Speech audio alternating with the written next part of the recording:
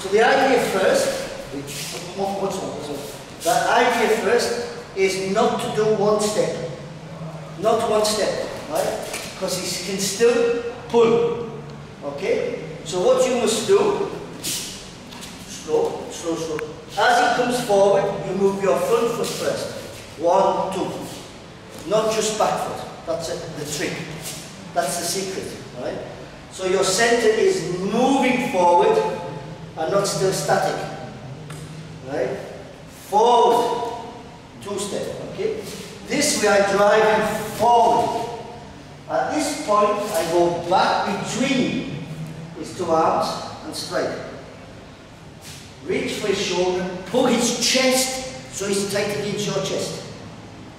Okay? Now I just slide forward.